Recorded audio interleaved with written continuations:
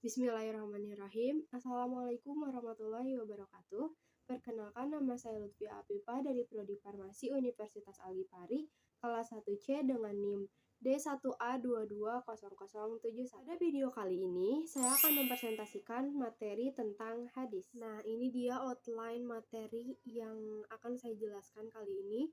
Di antaranya ada pengertian dari hadis, yang kedua ada fungsi dari hadis terhadap Al-Quran, yang ketiga ada macam-macam hadis, yang keempat ada kodifikasi hadis, dan yang terakhir ada kedudukan hadis terhadap Al-Quran. Yang pertama ada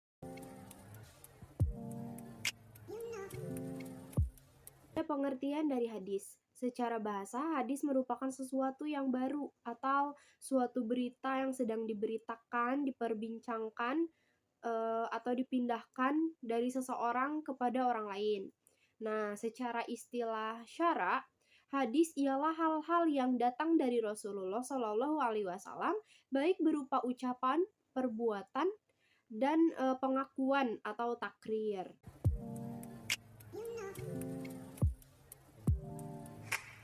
Yang kedua, ada fungsi hadis terhadap Al-Quran. Nah, dalam uraian tentang Al-Quran telah dijelaskan bahwa sebagian besar ayat-ayat atau hukum-hukum dalam Al-Quran itu digambarkan secara garis besar.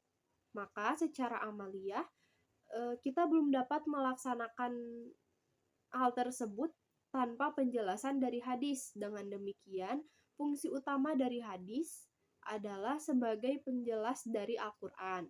Hal tersebut sesuai dengan firman Allah dalam Quran surat An-Nahl ayat 64 yang bunyinya A'udzubillahi minasyaitonirrajim, Bismillahirrahmanirrahim. Wa ma anzalna 'alaikal kitaba illa litubayyina lahumul ladzi ikhtalafu fihi wa hudaw wa rahmatal liqaumi yu'minun, yang artinya, dan kami tidak menurunkan kitab Al-Quran ini kepadamu, Muhammad, melainkan agar engkau dapat menjelaskan kepada mereka apa yang mereka perselisihkan itu, serta menjadi petunjuk dan rahmat bagi orang-orang yang beriman.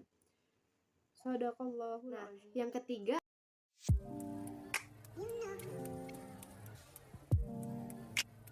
ada macam-macam dari hadis. Hadis terbagi menjadi 6. Yang pertama ada hadis qauli.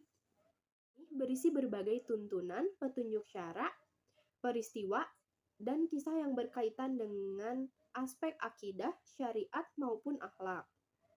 Contohnya,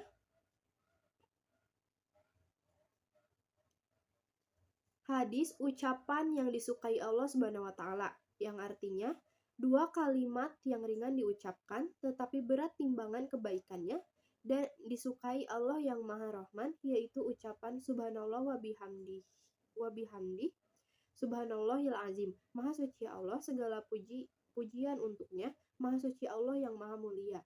Hadis riwayat Bukhari dan Muslim. Yang kedua, ada hadis fi'li. Hadis ini berisi tentang perbuatan Rasulullah yang sekaligus menjadi panduan bagi umat muslim untuk meneladaninya.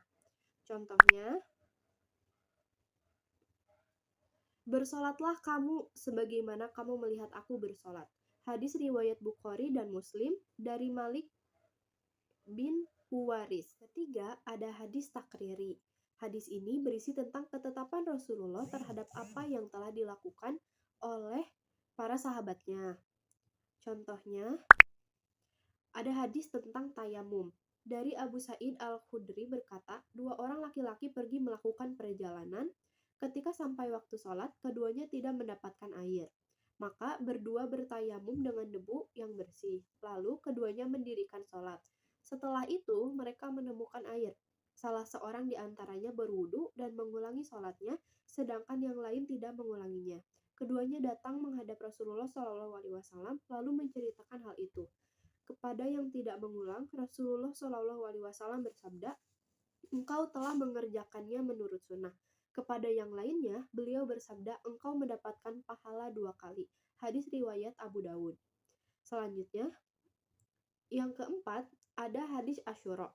Hadis ini berisi tentang keinginan yang dilakukan oleh Rasulullah SAW pada hari Asyura. Salah satunya ada hadis tentang puasa Asyura. Rasulullah SAW setelah wajibnya puasa Ramadan berkata, barang siapa menghendaki maka ia boleh berpuasa Asyura, sedangkan yang tidak mau puasa maka tidak mengapa. Hadis riwayat Bukhari dan Muslim. Yang kelima, ada hadis ahwali. Hadis ini berisi tentang sifat-sifat, kepribadian, serta keadaan fisik Rasulullah SAW. Salah satu contohnya yaitu Rasulullah SAW merupakan manusia yang paling baik rupa dan tubuhnya, di mana keadaan fisiknya tidak tinggi dan tidak pendek. Hadis riwayat Al-Bukhari. Keenam, ada hadis qudsi. Hadis ini berisi tentang sesuatu yang diberitakan oleh Allah Subhanahu wa taala yang isinya disusun oleh Rasulullah SAW. Contohnya, hadis qudsi tentang prasangka hamba. Dari Abu Hurairah radhiyallahu anhu, dia berkata, Rasulullah SAW bersabda, sesungguhnya Allah berfirman, aku sesuai dengan prasangkaan hambaku kepadaku, dan aku bersamanya apabila dia berdoa kepadaku. At-Tirmizi berkata, hadis hasan sahih.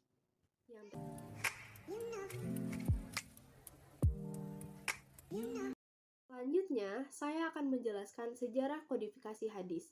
Nah, sejarah kodifikasi hadis terbagi dari dua masa. Yang pertama, masa para sahabat. Sebenarnya, pada masa ini, hanya beberapa orang saja yang menulis dan mengumpulkan hadis. Bahkan Rasulullah SAW sempat melarang penulisan hadis karena khawatir tercampur dengan Al-Quran. Dari Abu Sa'id Al-Khudri bahwa Rasulullah SAW bersabda, janganlah menulis dariku, barang siapa menulis dariku selain Al-Quran, maka hapuslah, sampaikanlah dariku dan tidak perlu segan. Hadis riwayat Muslim. Yang kedua, masa tabi'in dan setelahnya. Pada masa ini, kodifikasi hadis telah menjadi tradisi bagi para ulama, karena pada masa kepemimpinan Khalifah kelima Umar bin Abdul Aziz memerintahkan kodifikasi hadis secara resmi, hingga datang zaman keemasan dalam penulisan hadis, yaitu pada periode kitab Musnad Ahmad dan kitab Sitah. Di antara keduanya adalah kitab Sahih. Tidak hanya itu, zaman keemasan ini telah menelurkan kitab-kitab hadis yang hampir tidak terhitung jumlahnya.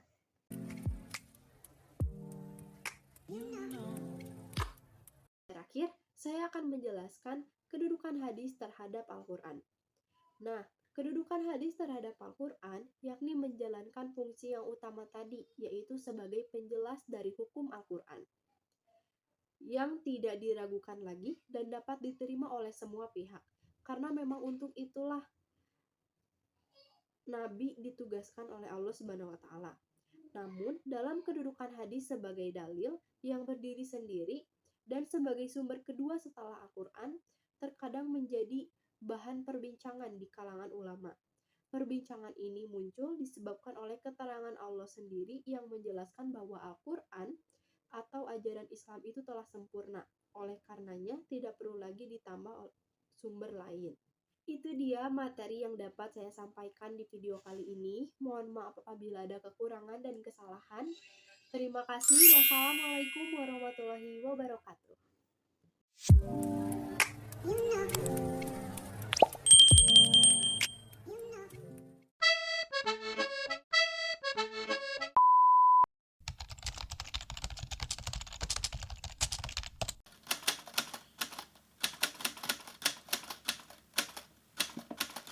Yang ketiga, ada fungsi Basmut.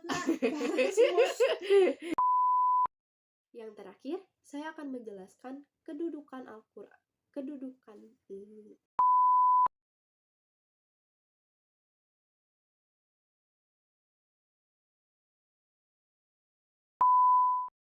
Secara yang